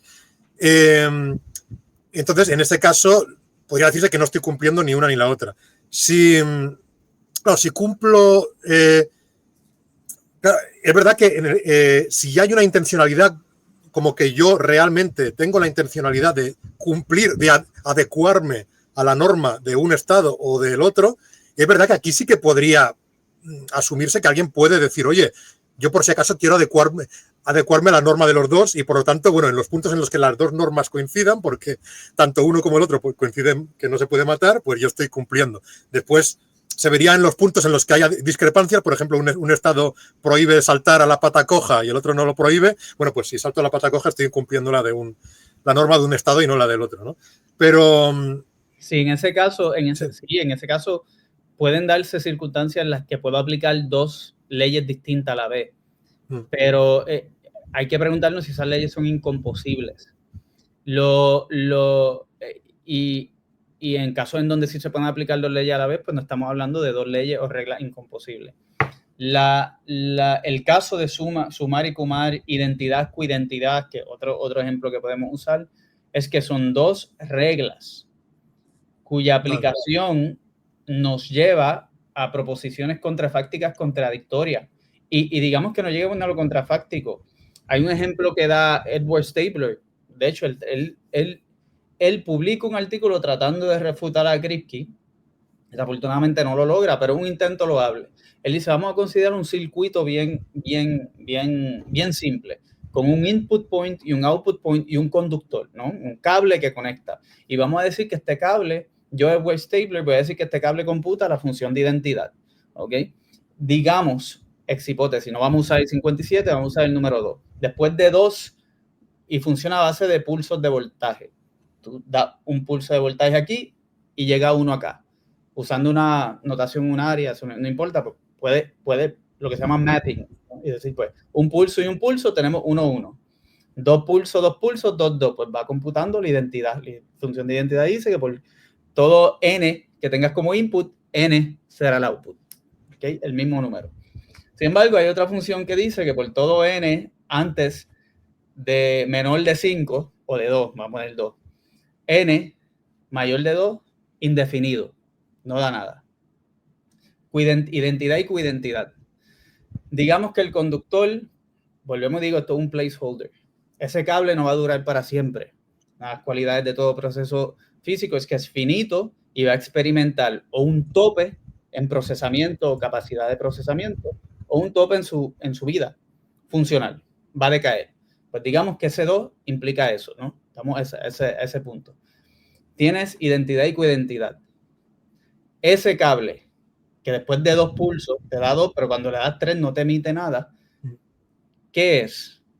¿Es un cable, es un sistema que computa la coidentidad o es un sistema que computa identidad pero que no está funcionando bien? Volvemos al tema del error y al de las fallas. ¿Okay? Para determinar cuál le aplica hay que saber qué función es la que se supone que computa. Y el problema, bueno, entonces con Stabler, que Jeff Buckner después critica a Stabler y acertadamente le dice que Stabler no se da cuenta que no hay nada en la composición física de ese sistema que excluya una de las dos. Va a depender qué aspectos físicos le demos importancia al momento de determinar cuál de las dos. Si es una coidentidad que es limitado, un sistema de identidad que es limitado y pues computa hasta aquí, o un excelente sistema de coidentidad. ¿Verdad? Que otro ejemplo que da Chris, que coge ese circuito y viene un programador de otra galaxia y nosotros acá, para nosotros identidad, porque es lo que conocemos, pero allá se computa la coidentidad. El mismo sistema. Y dice, bueno, esto es un sistema muy limitado que computa la identidad, pero que si estuviese funcionando bien, pues me daría 3 pulsos, 4 pulsos. Mientras que el de coidentidad va a decir, esto funciona de puta madre. Perfectamente. Y si funciona como tiene que funcionar, no me va a dar nada para pulsos mayores, pulsos de voltaje mayores de 2 y 3. ¿Ves? Entonces, pues, es cuando entras a lo contrafáctico y cuando empiezas a decir, ¿qué haría si estuviese funcionando correctamente? Eso es decir, ¿qué estaría haciendo si estuviese computando la función que se supone que estuviese computando? ¿Bien? Y cuando son incomposibles te va a llevar una contradicción. Así que es importante que la gente no confunda. Hay leyes y reglas que son composibles, aunque sean diferentes. Pero hay otras que no, que te llevan una contradicción. ¿Bien? Además, o sea, creo que además del punto este de la incompatibilidad de las normas, creo que está... Sí, por supuesto. Sí.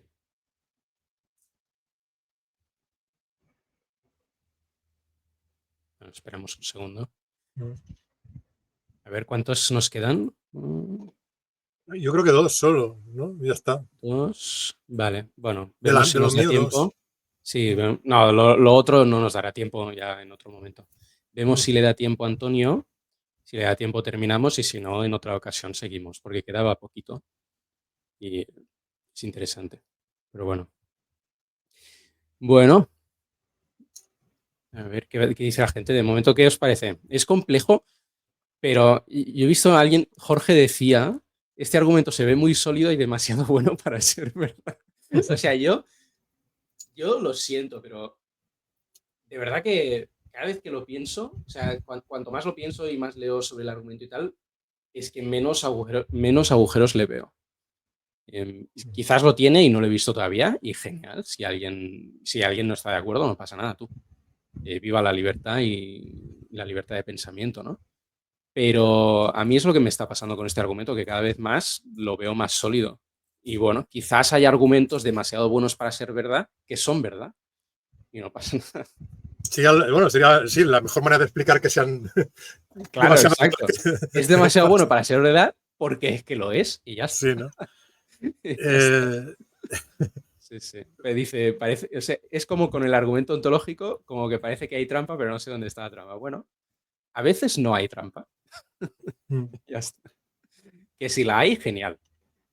Sí, yo todavía tengo que pensar en si hay un fallo, cómo explicarlo como mínimo, porque, a ver, yo por dónde tiraría... Ah, mira, ya tenemos a Antonio. Sí. Vale, pues. ¿Tienes tiempo, Antonio, para quedarte un rato más? ¿O? Tengo como unos 5 minutos. Pues pasamos las últimas 2 diapositivas, si queréis. Que iba a decir, Aristarco, me interesa saber por dónde Vale. te gustaría tirar. ¿Puedo decir lo que yo tenía y que sí, iba a decir justo? Vale, o sea, yo iba a comentar que creo que, además del punto de que es que estamos hablando de 2 reglas incompatibles, está también lo que has dicho, Antonio, de pasada, que no tenemos que olvidar que hay infinitas reglas incompatibles. Entonces, si queremos realmente decir que cuando sumamos y aplicamos las 2, entonces siempre que aplicamos una regla, estamos aplicando infinitas otras reglas, o como mínimo un número astronómicamente grande de reglas incompatibles. Exacto. Y eso ya a lo mejor no es contradictorio, pero yo creo que es absurdo porque es evidente que no lo hacemos, ¿no? Que no estamos aplicando infinitas reglas. Y de hecho, para Wittgenstein sí es bueno, no sé si contradictorio, pero sí, bueno, sería absurdo, nonsense. Porque claro. Wittgenstein tú no puedes aplicar una regla que desconoces. Claro, en todo caso, estaría actuando conforme a la regla, pero no estaría aplicando la regla, que es la distinción. Así que para Wittgenstein, cualquier defensa de este argumento que implique que yo cuando aplico suma, aplico todas las funciones incomposibles también, o las reglas incomposibles, es un absurdo. Claro, esto trasladándolo otra vez al tema jurídico, esto podría ser como si ahora yo me he inventado una ley mía, que os la aplico a vosotros y digo, mira, yo tengo una ley por la cual toda persona tiene que estar entre las 6 y las 8 de España, tiene que estar en su casa. Estáis cumpliendo mi norma vosotros, ¿no? Como, estáis adecuándoos a mi ley. Y claro, Antonio diría, pero esto no es algo que hacéis conscientemente. Esto es una ley que a lo mejor yo me la puedo haber inventado ahora. E incluso, Aristarco, si nos vamos, ¿verdad?, a ciencia ficción y te damos a ti el poder de implantarnos a todos un chip que garantice que a las 8 de la noche todos estaremos en la casa, Wittgenstein aún diría que no estamos aplicando las reglas. A pesar de que inconscientemente todo nuestro comportamiento se conforma y va forzado hacia eso. Estamos simplemente actuando de una forma que se ajusta a lo que sería la aplicación genuina de las reglas. Vale, de acuerdo, pero propiamente no la estaríais aplicando incluso ni siquiera en ese caso. Vale.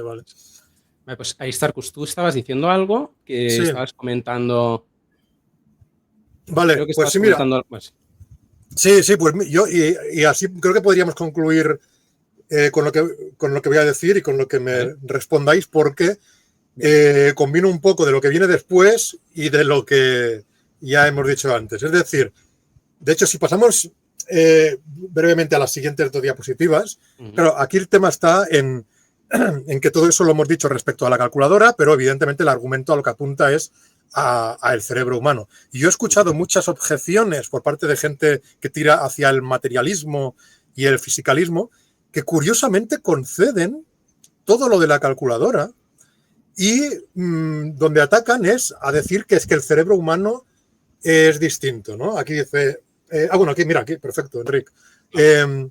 Las objeciones, para quien acepte las premisas 1 y 2 que hemos dicho, una sería, el cerebro es puramente material, pero no funciona como la calculadora. Es que esto yo me lo encuentro con muchos fisicalistas y quizá por eso choco tanto con ellos, porque yo he estado teniendo conversaciones con algunos, incluso en mi canal, que tienen posturas o de identidad o de eliminativismo, cosas parecidas, y me sorprende que ellos muy rápidamente admiten lo que decís vosotros, de que la calculadora ni suma ni Kuma. Pero después añaden, es que el cerebro humano no es como una calculadora. Y esto me decían exactamente lo mismo con el tema de la subjetividad.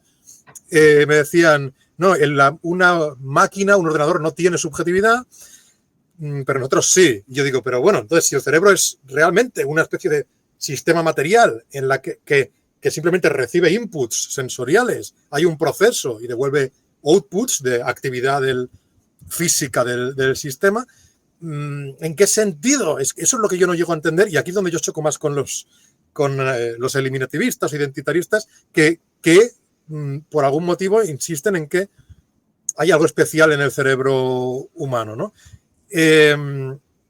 Yo creo que a diferencia de los que intentan decir que es que en el cerebro que no funciona de manera algorítmica y este tipo de cosas, en el cerebro hay algo que hace que sí que sume o cume, siendo muy raro yo quizás, yo si intento atacar ese argumento tiene que ser esforzándome en decir que de alguna manera la calculadora sí que suma o cuma. O sea, yo aquí soy raro en ese sentido, ¿no? O sea, yo digo, si ataco esta, o sea, o consigo explicar que la calculadora suma y cuma, o nada, o por otro camino no puedo ir.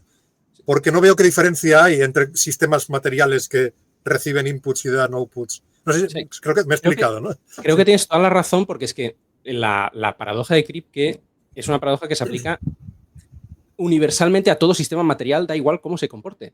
O sea, es que al final da igual que el cerebro humano no funcione algorítmicamente o que no funcione como una calculadora, eso da igual. O sea, el punto es que no hay ningún hecho material que yo pueda especificar del funcionamiento de ese sistema, asumiendo que es puramente material, que me vaya a determinar cuál de dos reglas incompatibles se está aplicando. Y ese es el problema al final. Entonces, creo que tienes tu razón, es en plan, si quiero decir que el cerebro como sistema puramente material sí que lo puede hacer, tengo que poder explicar cómo otros sistemas puramente materiales también lo tienen que poder hacer, ¿no? Entonces, no sé cómo lo ves tú, Antonio.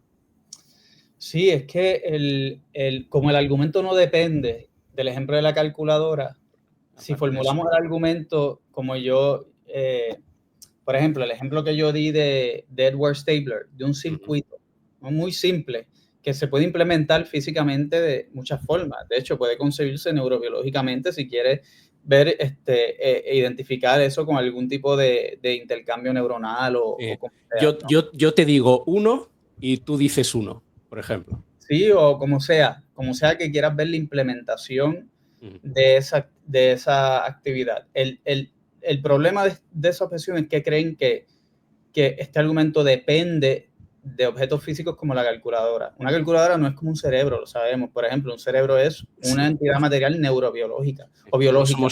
No somos tontos, gracias. Exacto. Así que no depende de eso, pero sí la razón por la cual se suele, al desarrollar este argumento, se suele recurrir a sistemas computacionales como la calculadora o las computadoras, laptops que tenemos, es porque suelen citarse por los mismos materialistas o teóricos de la teoría computacional como los paradigmas de cómo se puede realizar físicamente la actividad matemática humana, así evitando cualquier tipo de inmaterialismo. Es decir, es que ya lo hemos replicado en el caso de las calculadoras. La conciencia no. De hecho, muchos de la teoría computacional dirán, pues, para explicar la conciencia o la subjetividad no basta la teoría de computación, pero sí para la actividad lógico-matemática. Por eso es que esto ya cae en lo que se llama the easy problem of consciousness, según Chalmers, es decir, porque ya hemos encontrado una forma de implementar físicamente la capacidad lógico-matemática del ser humano. Lo maravilloso de este argumento de Kripke de Rose es decirle, no, están equivocados, esto no es así, están mal interpretando esa implementación, por ende no están comprendiendo bien lo que hacen los sistemas físicos computacionales y tampoco están comprendiendo bien lo que hacemos nosotros cuando hacemos matemáticas. ¿Bien? Entonces, ese es el genio, me parece a mí, de estudio entre Kripke y Ross, que nos permite interpretar correctamente la computación física de lo que, bueno, ese término computación física tiene muchas acepciones, ¿verdad? Pero referido a lo que podría decirse replicar la actividad lógico-matemática del ser humano, pues este argumento nos permite comprender adecuadamente qué es lo que hacen estos sistemas físicos de computación como tu calculadora, que tienen implícito una referencia a un contexto, a un determinador antropológico, diseñador, cultura interpretativa, etc. Pero también nos permite ver por qué sería inadecuado aplicar este modelo al razonamiento lógico-matemático humano. Y no he entrado ahí, pero Kripke dice, si me permiten, ¿verdad? Un tiempito más para terminar. Kripke dice, si nosotros asuman que hemos demostrado que el argumento de Kripke explicando cómo computa físicamente estos mecanismos como las calculadoras, ¿verdad? Reglas matemáticas, pues asumamos que eso es correcto, ¿ok? Sabemos que todo sistema computa por atributos o propiedades físicas que tiene más un componente antropológico, ¿no? Es decir, algo extrínseco que viene dado que ya cierra el problema interpretativo de qué está haciendo la cosa. Así que en sí misma no tiene todas las características formales. Así que hay que hacer referencia a algo afuera que... Kripke dice, bueno, el problema es que si aplicamos este modelo al ser humano, tenemos que admitir que siempre que el ser humano razona lógica y matemáticamente, lo hace por un factor extrínseco de algo afuera que lo interpreta. ¿Qué es eso que lo interpreta? Otro ser humano, pero es que aplicaría lo mismo a ese ser humano.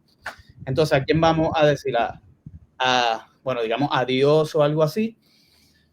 Kripke no llega hasta ahí. Kripke dice, esto es absurdo. Pensar que al momento de yo razonar lógica o matemáticamente, tengo que consultar la interpretación de otra persona, de otro ser. Así que es absurdo, punto, ¿verdad? Es decir, no hace justicia a la experiencia que nosotros tenemos de lo que es razonar. Pero yo insisto que el problema principal de aplicar ese modelo de computación física al razonamiento formal del ser humano es que tiene como conclusión, implica que nunca razonamos de forma determinada intrínsecamente. Es decir, que yo nunca he razonado ni nunca podré razonar de manera intrínseca. Mi razonamiento no tiene ninguna forma lógica y mis calculaciones no tienen ninguna forma aritmética, es decir, nunca aplico una regla de verdad. Todo depende de una interpretación extrínseca a la cual yo no tengo acceso y la cual puede variar en cualquier circunstancia. ¿Sí? Así que lo que quiero que vean es que este argumento nos permite comprender exactamente qué es la computación física con respecto a este tipo de reglas y qué es o cómo debe concebirse la actividad lógica matemática del ser humano. Y no deben concebirse de la misma manera.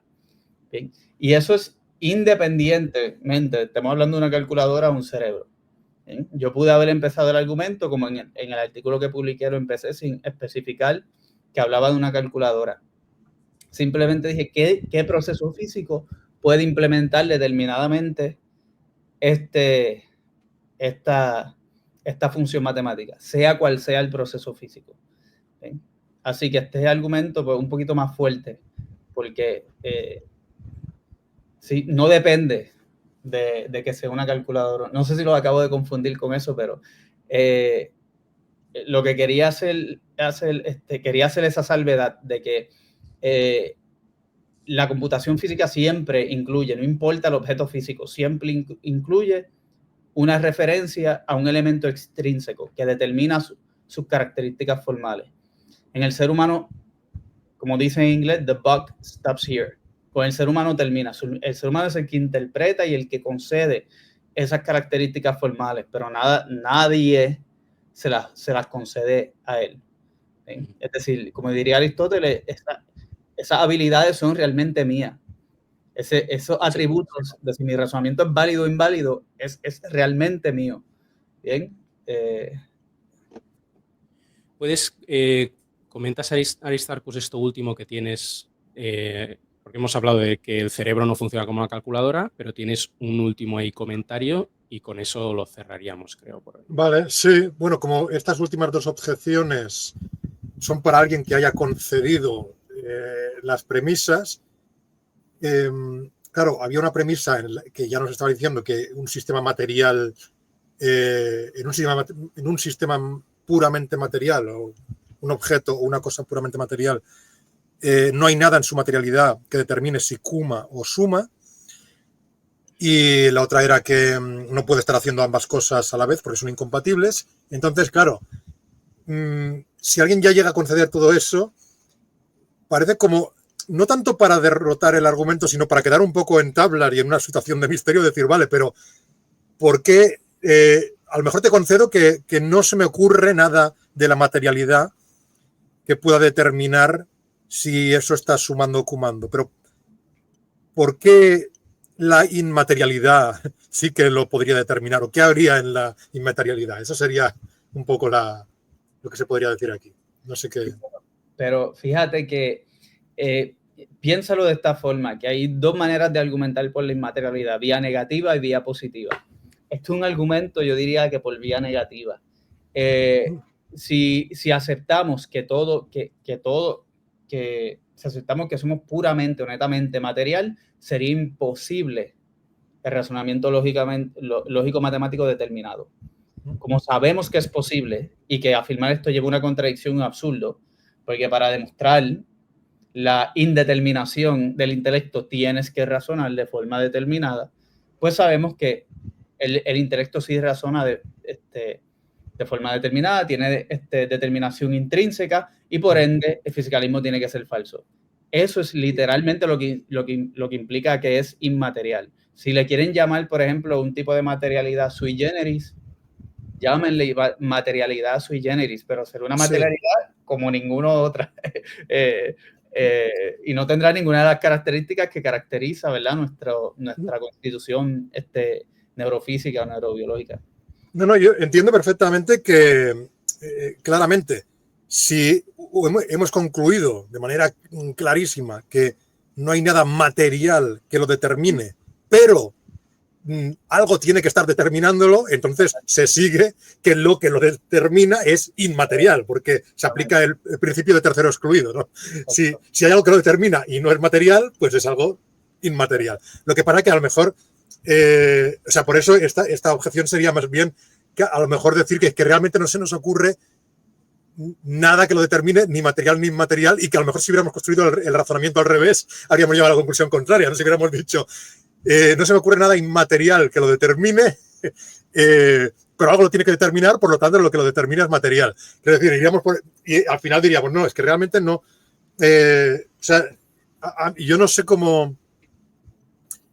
Que a lo mejor el problema es que no entendemos cómo hay algo en la realidad, ya sea dentro de lo material o de lo inmaterial, que determina que alguien esté sumando o cumando. Sí, pero eso no va en contra del argumento.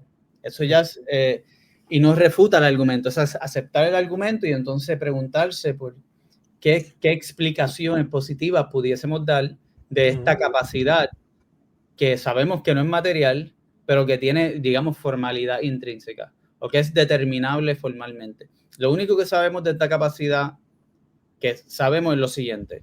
Estoy hablando de la capacidad, ¿verdad?, para adquirir la habilidad de razonar lógicamente y después aplicar las reglas y razonar lógicamente.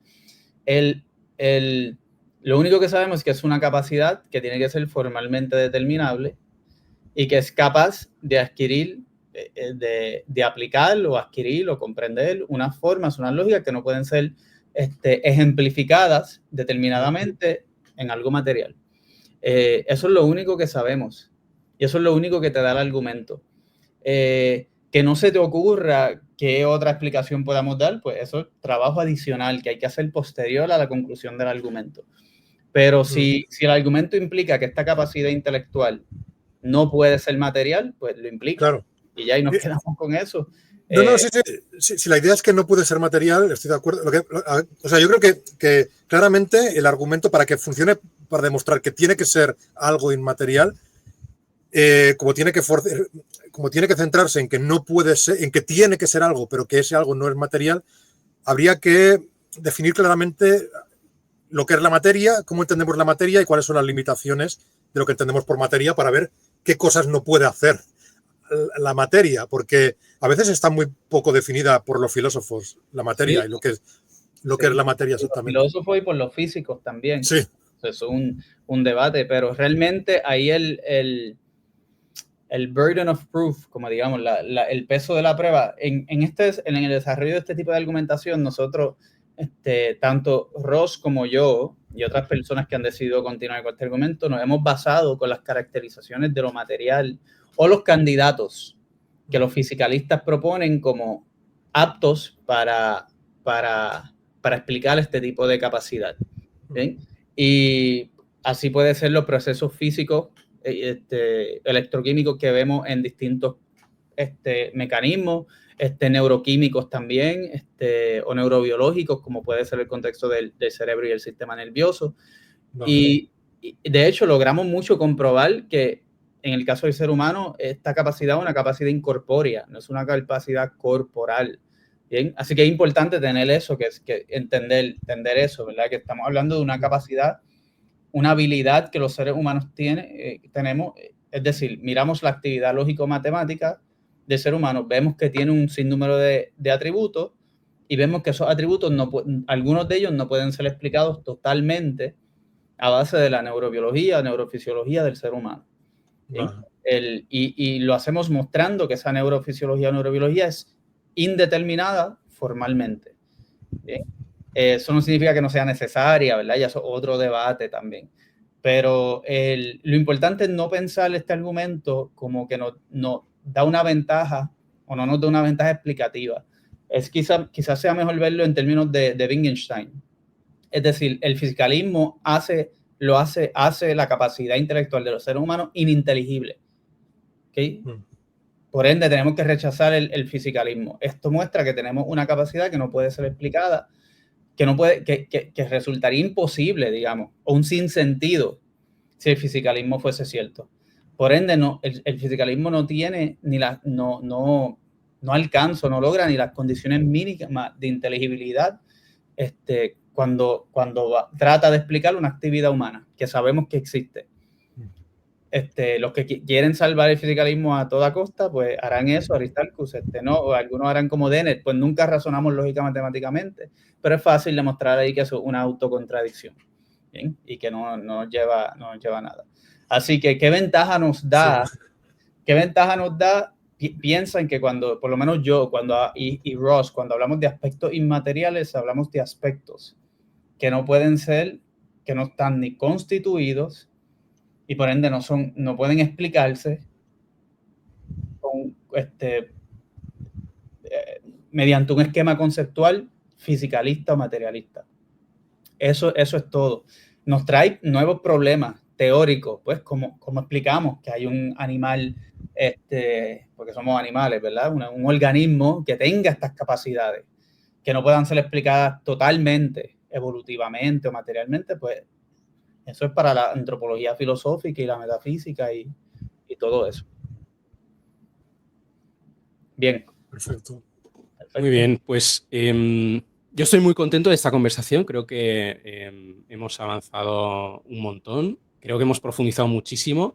Os agradezco mucho a los dos vuestra presencia. Aristarchus, te agradezco también el esfuerzo de preparar pues, estas dudas, preguntas, objeciones, etcétera, porque creo que han estado muy bien y realmente nos han permitido ir muy a fondo en el argumento y aclararlo todavía más. Te agradezco, Antonio, como siempre, la disponibilidad y esperamos poder volver a teneros a los dos en este espacio en el futuro. Excelente. Gracias, Enrique. Ha sido un placer. Aristarchus, excelente también y muchas gracias por Espero que haya aclarado un poco algo la cosa a los oyentes y a todos.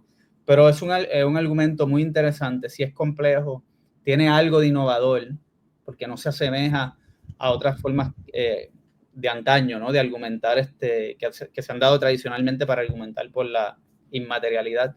Pero denle un chance, ¿no?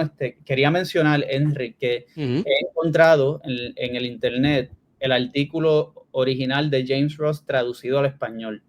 Vale, quizás te puedo enviar el para que se lo comparte. Y muy buena la traducción, así que puede ser un primer paso para los oyentes, ¿no? Familiarizarse un poco con eso. Y eventualmente, pues yo espero publicar algo en español también, y si los planes siguen en pie con Enric, pues publicaremos un artículo en español que también podrán acceder todos los hispanoparlantes, ¿no? Así que nada, muchas gracias. Efectivamente, muchas gracias a los dos. Muchas gracias también a los dos, a Enric por invitarme y a Antonio por el argumento que nos ha presentado y por la conversación. Y bueno, sí, nos vemos otra vez. Nos vemos pronto. Chao. Hasta luego. Chao.